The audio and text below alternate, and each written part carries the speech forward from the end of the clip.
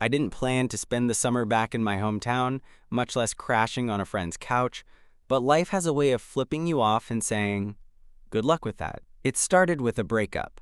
One of those slow burns where both of you know it's dying, but neither wants to say it.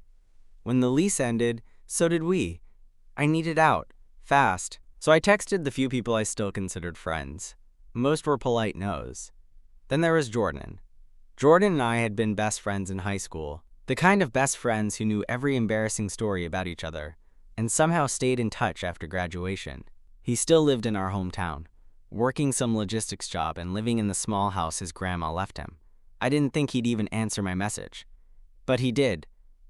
Bro, couch is yours. Bring beer.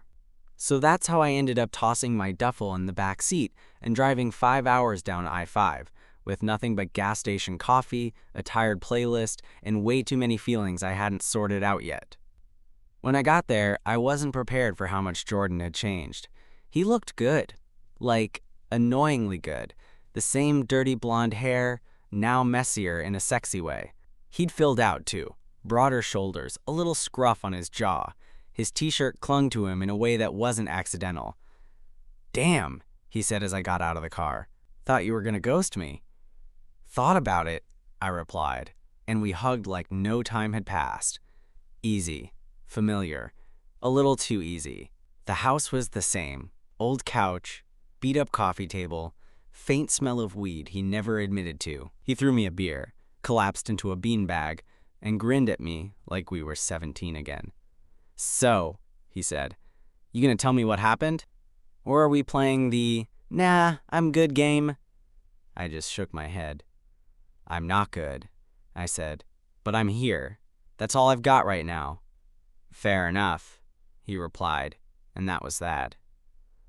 The next few days blurred together. He worked weird hours, came home sweaty and grinning, and we'd watch dumb movies or drink beers out on the porch.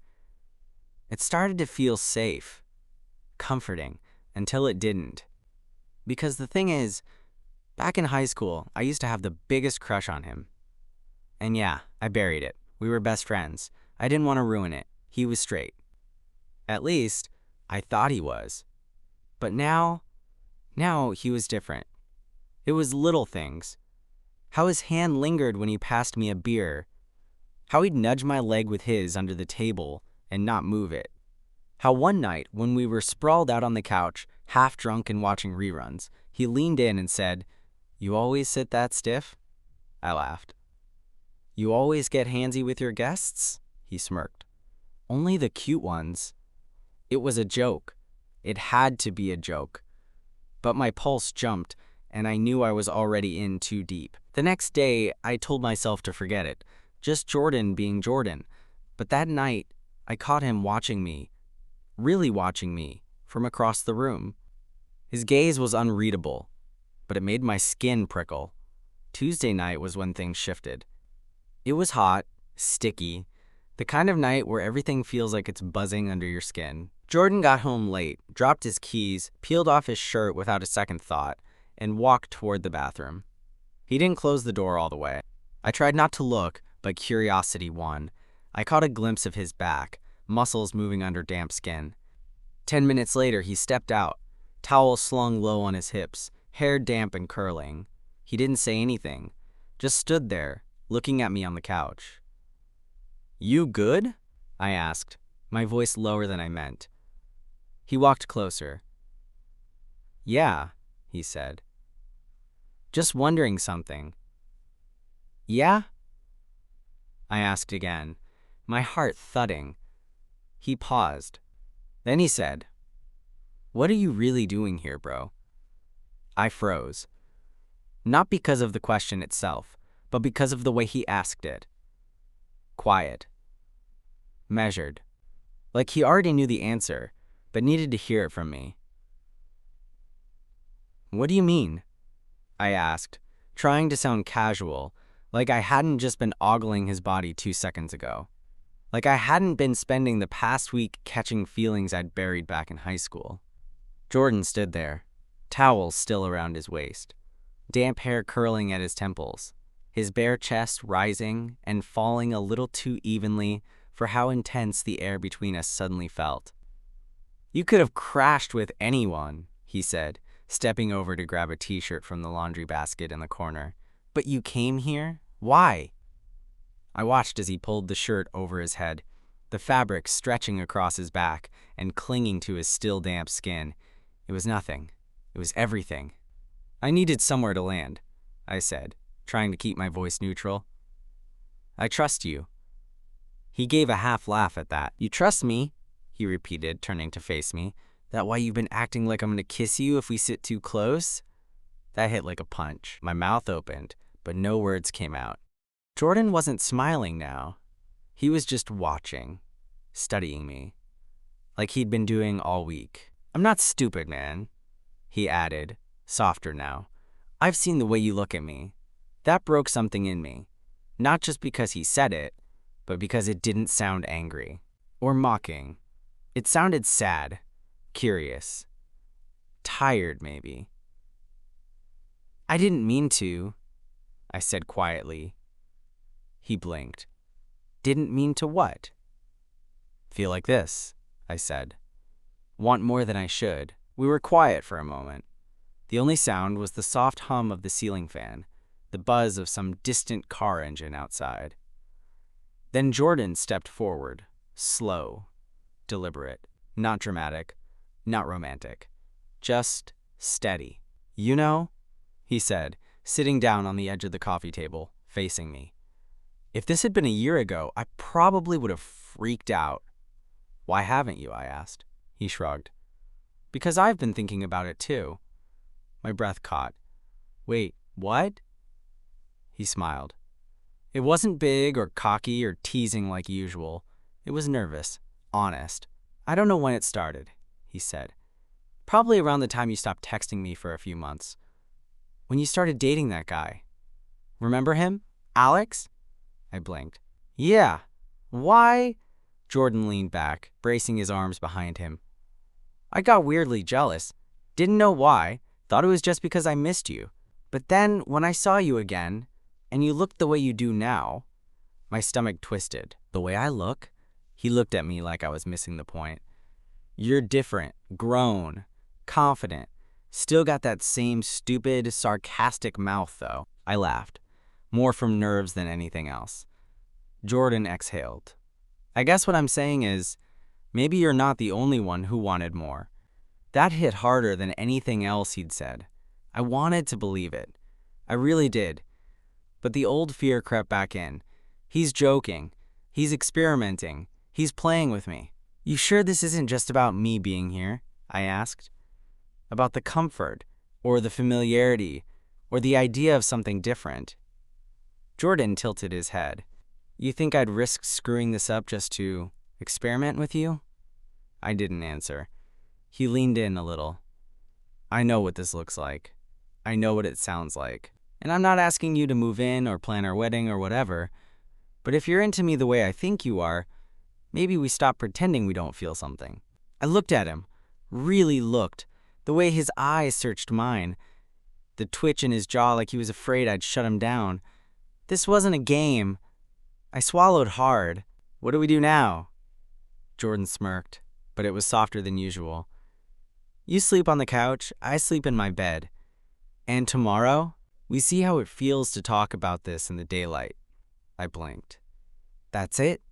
He stood, stretched, and tossed me a throw pillow. "That's it for now."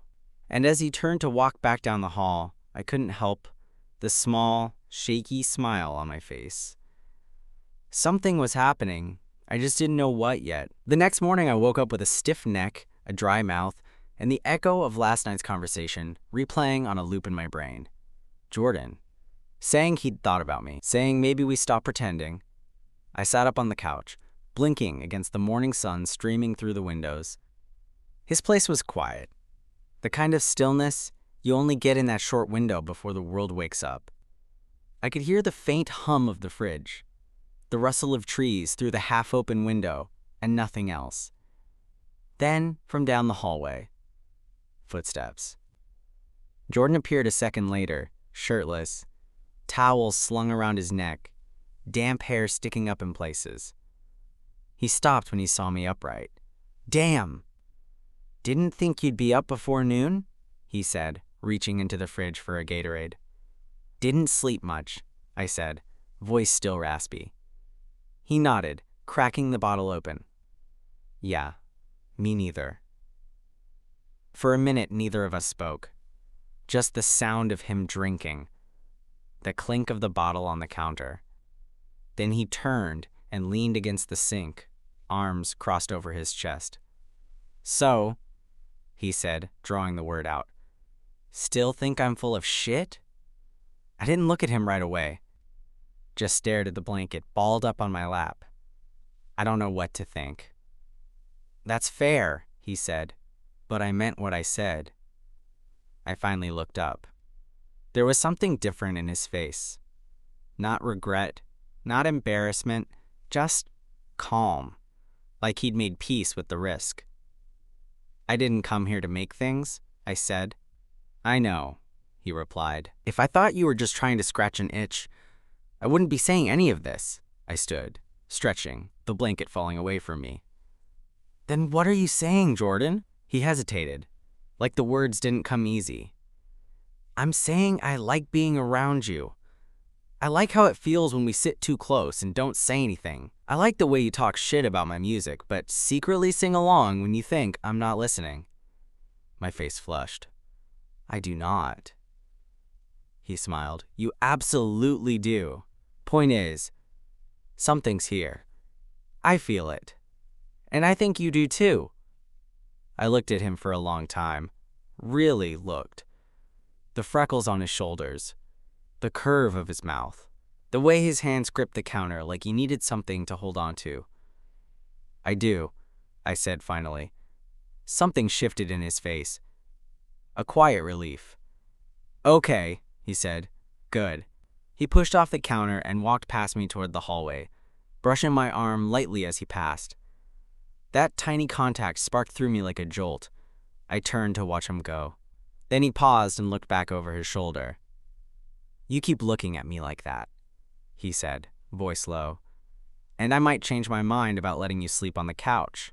That one hit straight in the chest. He disappeared into his room, and I stood there for a minute, feeling like I'd just stepped off a cliff, but wasn't falling. Not yet. That night, everything felt different. We ordered takeout, sat on the couch watching something neither of us paid attention to, and kept inching closer without talking about it. Our arms brushed, our knees touched, and neither of us moved away. At one point, I looked over and caught him watching me, not in a way that felt casual. "You're staring," I said. "You've got sauce on your cheek," he replied, smirking. I wiped it off and rolled my eyes, but I could feel the tension thickening again. That line we'd been dancing around had started to fade, and I wasn't sure how long we could keep pretending it was still there. Later, after we cleaned up, he leaned against the kitchen counter and said, "You ever think about how this might mess things up?" "All the time," I said. He nodded slowly. "Still worth it?" I looked at him for a long second, heart pounding.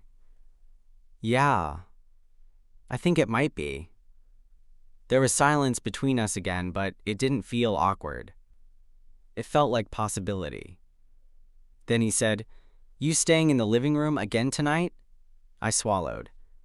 "Do you want me to?" Jordan shrugged, but his smile gave him away. "I left space for you." I didn't move right away. I wasn't sure if this was a good idea, but when I followed him down the hallway and into his room, there wasn't a single part of me that regretted it. Not when he pulled back the blanket. Not when he slid into bed beside me. Not when, in the quiet, he whispered, "Just sleep, okay?" And definitely not when he rolled over, back to me, close enough that I could feel his warmth, but far enough to let me decide if I wanted more. I didn't sleep for hours. I just lay there, heart loud in my chest, wondering if he was awake too, and wondering what tomorrow might bring. I woke up to the sound of birds and the soft creak of the ceiling fan. For a moment, I didn't remember where I was. Then I shifted slightly and felt the warm, solid weight of Jordan beside me, and it all came flooding back. He was still asleep. Facing away, one arm tucked under the pillow, breathing slow and steady. The blanket had slipped low around his waist, and his back was bare, the faintest sheen of morning sweat clinging to his skin. I should have looked away, should have closed my eyes and gone back to sleep. But I didn't. I just lay there, watching his shoulder rise and fall, feeling the kind of quiet that doesn't need to be filled. My body was tense, but not in a bad way, more like everything in me was wide awake. He shifted slightly, maybe sensing me staring, and muttered, "You always this creepy in the morning?" I grinned, caught. "Only when I wake up in someone else's bed." He let out a soft laugh, still facing away. "Guess we're making new traditions then." We didn't get up right away, just laid there, neither of us saying much. The kind of silence that felt like a held breath. Eventually, he turned onto his back and looked over at me. "You sleep okay?" he asked. I nodded. "Better than I have in weeks." "Good," he said, his voice still thick with sleep. "Because I don't want you crashing on the couch again." I hesitated. This a permanent offer or just a one-time deal? Jordan looked at me for a long second. "You want it to be permanent?" I didn't answer right away. "I don't want to mess this up," I said finally. "I don't want to rush into something just because we're comfortable or lonely." He sat up slightly, resting his weight on one elbow. "Do I seem lonely to you?" I stared at him, taking in the way the light hit his face, the honesty in his eyes. "No," I said. "You seem like you've been waiting." His mouth twitched into something like a smile, but it didn't reach his eyes. "I have." The weight of that sat between us for a moment. I didn't know what to do with it. I'd always been the one holding back, assuming he'd never look at me the same way. But here he was, saying he'd been waiting. "For how long?" I asked. He shrugged, eyes on the ceiling now. "A while. Maybe since the last time you visited. Maybe longer. It's not like I had some grand revelation." "Then what changed?" He looked at me again. "You did? You started showing up in my head when I wasn't even thinking about you. Just random stuff. Like I'd make a sandwich and think about how you always steal my fries. Or I'd see something dumb on TikTok and wish I could send it to you without it being weird." I swallowed, throat dry. "I didn't know what to do with that," he added, "because you were my best friend. And then one day I realized I was never just your friend." "Not really." That hit harder than I expected. "You could have told me," I said. He laughed softly. "Yeah, and risk you never talking to me again?" I didn't have a good answer for that. He reached over, hand brushing mine under the blanket. "I don't want to play games," he said. "I don't want to wake up one day and realize I missed my shot because I was scared." I didn't move. Couldn't. And slowly, I slid my fingers between his. It felt like something small. But to him, I think it meant everything. We stayed like that for a long time, fingers linked, not rushing anything. Just being there. Eventually, hunger won. We got up, took turns in the shower, argued over who ate the last granola bar like old times. But even then, something had changed. The air between us was warmer, looser, like we'd stopped pretending we didn't feel it. That night, we didn't even pretend I was going to the couch. I climbed into bed beside him, both of us freshly showered, our shoulders brushing in the dark. We talked about everything and nothing. Music, work, dumb high school memories. At some point, he reached for me again, just a hand on my chest. Just enough. "You okay?" he asked. "Yeah," I whispered. "You?" He didn't answer, just leaned in and pressed his forehead against mine. His breath was warm. His fingers traced a slow, lazy circle on my ribs. And then, finally, he kissed me. It wasn't fireworks. It wasn't dramatic. It was soft, intentional. A slow realization of something that had been there for years, waiting for the right moment. When we pulled back, he smiled. "Took us long enough," he said. I nodded, heart thudding. "Yeah, but we're here now."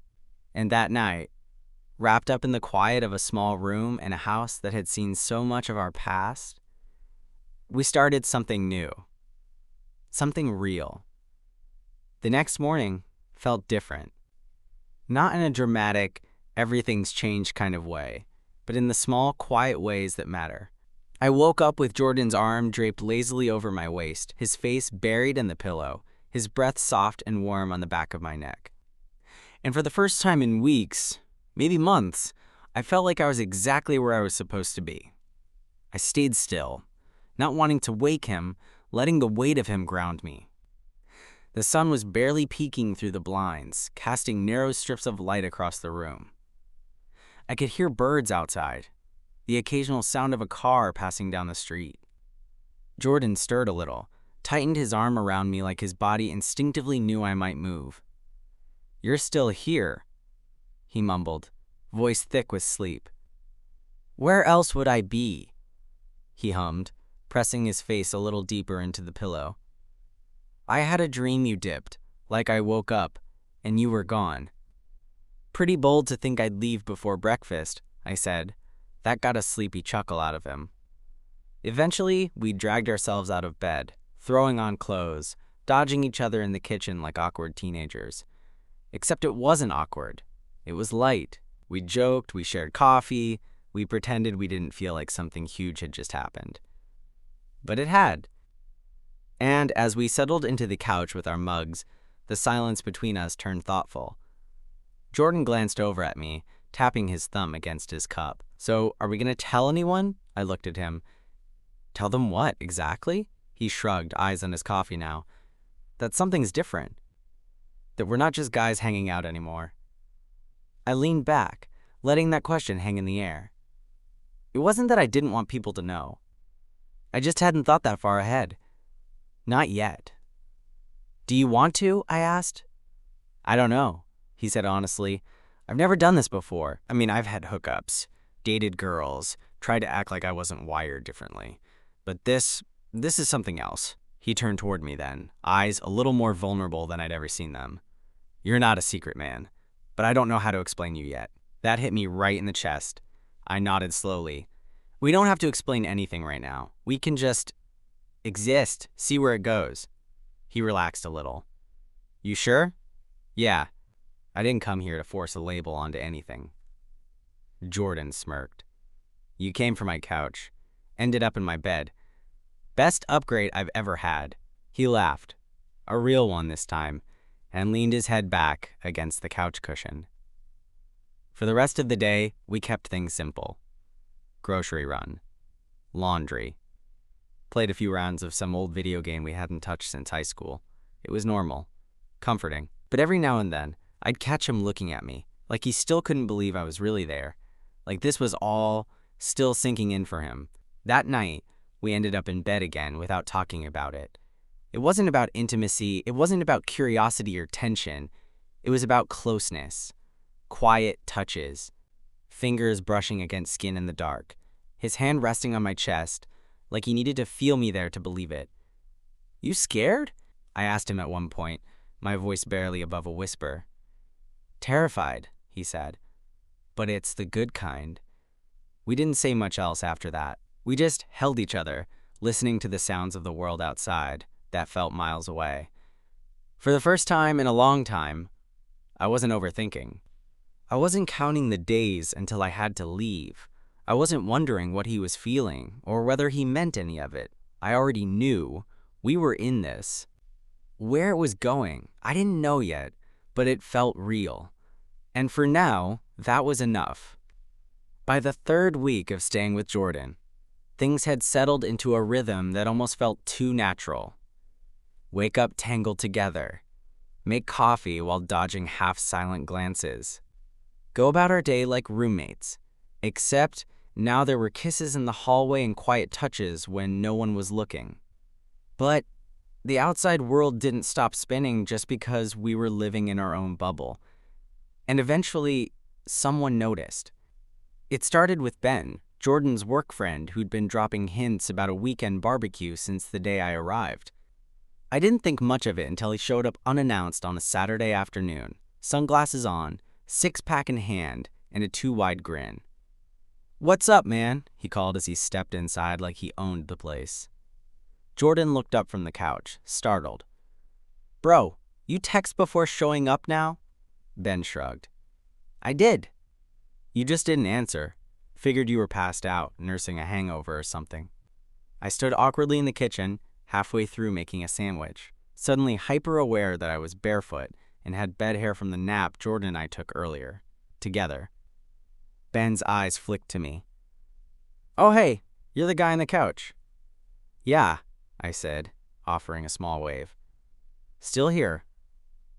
His eyebrows twitched, just enough to notice. Jordan stood, grabbing the beer and heading to the fridge. Ben, this is Eli, from high school? Oh, Ben said, like the light bulb had just gone off. Right, you're that Eli. I didn't ask what that meant. I didn't want to know. We all hung out for a bit, played a few rounds of some card game Jordan made up in high school, and tried to keep things casual. But Ben wasn't dumb. I caught him glancing between us more than once, especially when Jordan reached across the couch and casually brushed his hand against my knee without realizing it. Eventually, Ben excused himself to the bathroom. Jordan turned to me the second he was out of earshot. Too much? He asked quietly. I shook my head. He's your friend. I'm just the guy on the couch, remember? Jordan gave me a look like he wanted to say something more, but didn't. Ben came back a few minutes later, sat down, cracked another beer, and said casually, So you and Jordan? I stiffened.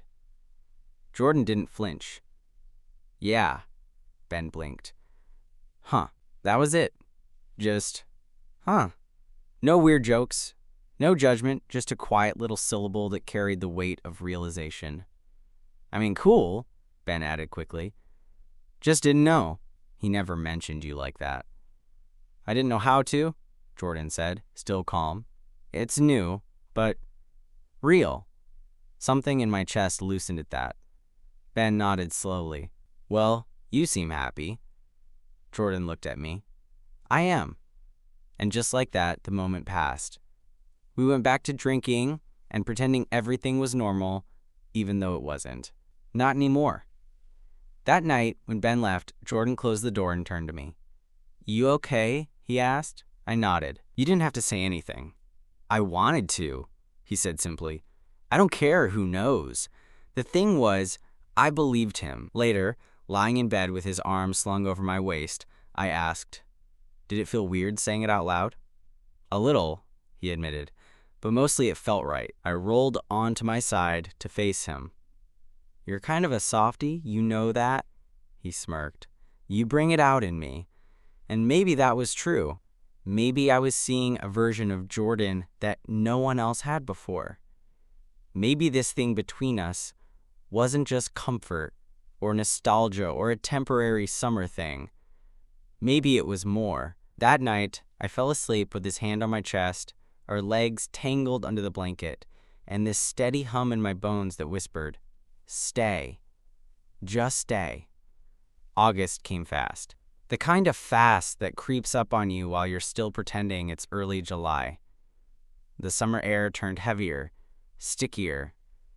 Jordan had started sleeping with the window cracked. I'd stopped pretending the couch was ever an option, but with August came something else. Something I'd been avoiding since the day I arrived.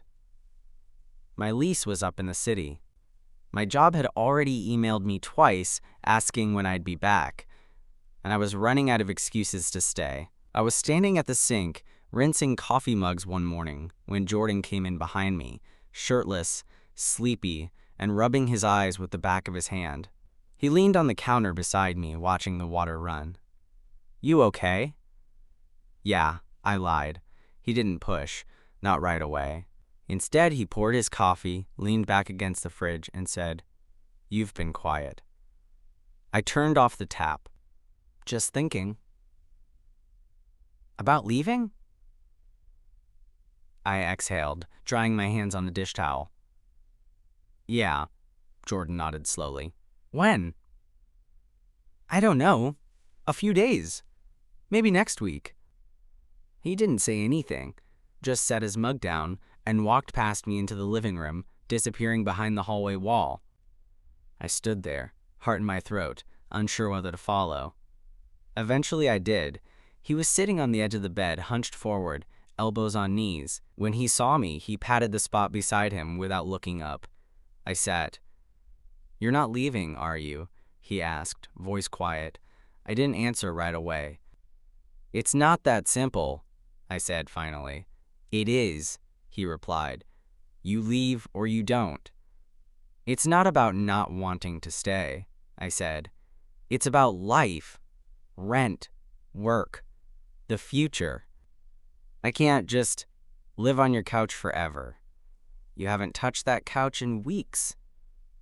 I smiled faintly, but he didn't. He turned to me, and for the first time since we started this, he looked scared. "I don't know what we are yet," he said. "I don't have the right words or some big plan. But I know I don't want this to stop just because you think you have to go back to some version of your life that doesn't even fit you anymore." That landed harder than I expected. I looked at him, really looked at the raw honesty in his face, the way his knee bounced slightly like he couldn't contain the nerves. "What are you saying?" I asked, even though I already knew. He swallowed. "I'm saying stay." The words were simple, but the meaning wasn't. "You want me to move in?" I asked. "Not officially," he said. "Not yet. Just don't leave. Not like that. Not because you think you're supposed to." He reached for my hand, his thumb brushing over my knuckles. "We'll figure the rest out." I closed my eyes, and for the first time in a long time I felt clarity, like all the noise in my head had gone quiet. "I don't have a plan either," I admitted. "But I don't want to leave." His fingers tightened around mine. "Then don't." We didn't make any announcements that day. No grand gestures. No moving boxes or signed leases. But something shifted. Something real. The next few days, we started building a life without realizing we were building it. I got a freelance gig doing remote work.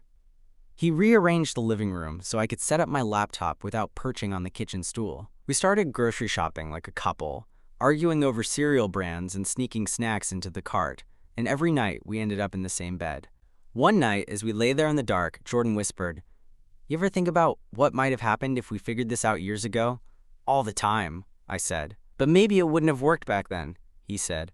"Maybe we needed to go through all the dumb shit before we got here." "Maybe," I said, turning to face him in the dark. He reached out, touched my face, thumb brushing over my cheek. "I'm glad we're here now." "Me too." And with that, he pulled me in, and we fell asleep like we had every night since this started. Wrapped around each other like we were afraid to let go. But we weren't afraid anymore. We weren't pretending. We were finally ourselves. 2 months later, I found my toothbrush in the cup next to his, my socks in his dresser, my name on a piece of mail addressed to our place, because somewhere along the line, it had become that. Ours. There was no big announcement, no moving truck, no sudden shift. It was slow, quiet, real. Jordan never asked me to stay again. He didn't need to. He'd come home from work, toss his keys in the bowl by the door, kiss my forehead on the way to the fridge, and ask, "What did you screw up for dinner?" I'd threatened to burn his next meal, but he'd just smile and say, "Still worth it." We weren't perfect. Some nights we bickered over dishes, or whether I'd forgotten to take the laundry out of the dryer. I had. But then we'd end up tangled together under the same blanket, knees knocking, hands touching, and everything else faded. Sometimes I caught him staring at me while I was brushing my teeth or reading on the couch. "Why are you looking at me like that?" I'd ask. He'd shrug. "Still can't believe I get to keep you." "You don't get to keep me," I'd tease. "I'm not a stray cat," he'd smirk. "No, you're the best thing I never saw coming." One Saturday night, we ended up back on the porch with 2 beers and a blanket wrapped around our shoulders. The air was cool, fall creeping in, and the sky above was clear and full of stars. Jordan leaned his head against mine. "You happy?" he asked quietly. I didn't answer right away. I just looked around, the porch, the string lights, the way his fingers found mine without even thinking. "Yeah," I said, "I am." "This feels like home," he said. And it did, not because of the walls or the bed or the shared fridge, but because of him. Because of the way he looked at me like I was the only person in the world who'd ever mattered. Because of how we got here, messy, slow, Unexpected, real. We sat there for a long time, wrapped in warmth, wrapped in each other. No labels, no plans, just us. Exactly where we were meant to be.